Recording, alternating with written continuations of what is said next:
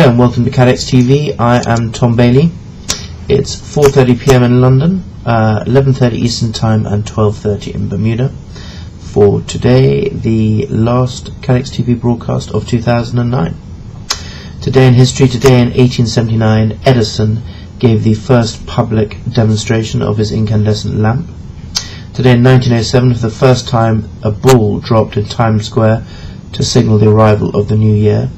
And today in 1923, the British Broadcasting Corporation, the BBC, began using the Big Ben chimes to signal the new year and indeed the hour on the hour for all its news broadcasts. And now to the news. 8 Americans working for the CIA have died in a bomb attack in Afghanistan. It's the worst attack against US intelligence officials since 2001. A bomber wearing an explosive vest entered Forward Operating Base Chapman in the Khost province near Pakistan.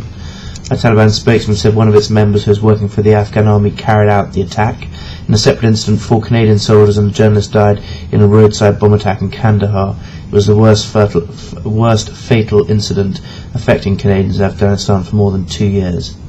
A Taliban spokesman said the militant who carried out the attack at the Chapman base on Wednesday evening was working as a soldier in the Afghan army. Kabulia Mujahid told the BBC that the bomber was wearing uniform when he managed to breach security at the base, detonating his explosives belt in the gym. Unnamed US officials were quoted as saying that most, if not all, of the dead Americans were either CIA agents or contractors, although this has not been officially confirmed by either the CIA or the Pentagon. A further 6 Americans are reported to have been wounded in this attack. Reports say the base is used by provincial reconstruction teams, which consist of soldiers and civilians. The base has been described as not regular, a phrase that implies it was a centre of CIA operations in the Khost province. It's the biggest single reported loss of life for the CIA since the war began in Afghanistan 8 years ago, and the biggest loss for the US since October. US State Department spokesman Ian Kelly said, "We mourn the loss of life in this attack and are withholding further details pending notifications for next of kin." 4 people have been killed as a gunman opened fire at a shopping mall in Finland's largest city, Espoo, the state broadcaster quoted police as saying. Witnesses said the man dressed in black had started shooting randomly inside Selo Mall on Thursday morning. A witness said an employee was seen lying on the floor covered in blood, according to Finland's state broadcaster YLE. Many ambulances were called to the scene. The director of the shopping centre said the mall had been evacuated and public transport services in the area were rerouted.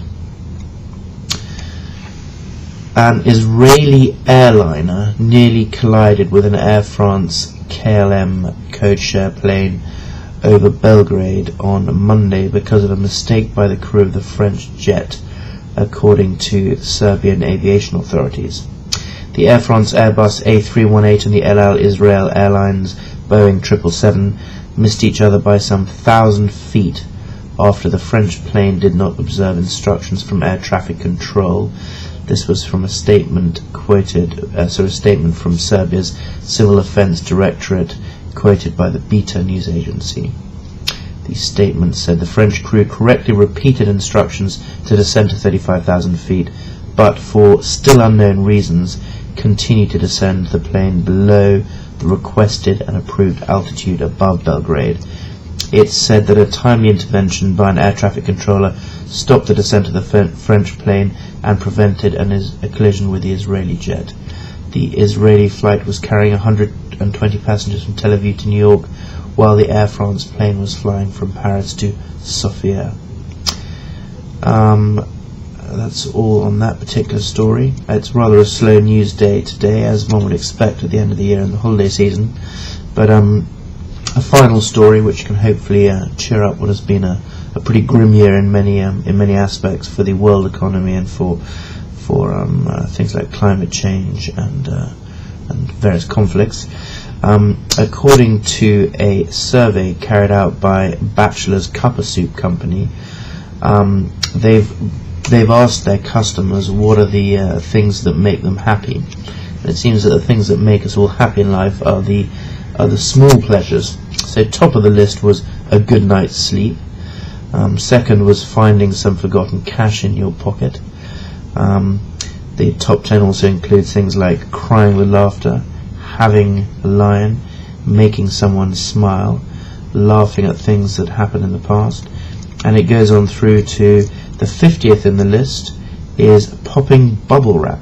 Well, whatever you're doing over the new year, whether it's having a lion, having a good night's sleep, or popping bubble wrap, we at CATEX wish you all a very happy and prosperous and healthy new year, and we look forward to seeing you in our first broadcast in the new year, which will be next Monday. That's Monday the 4th. Until then, happy new year to you all, and thank you very much.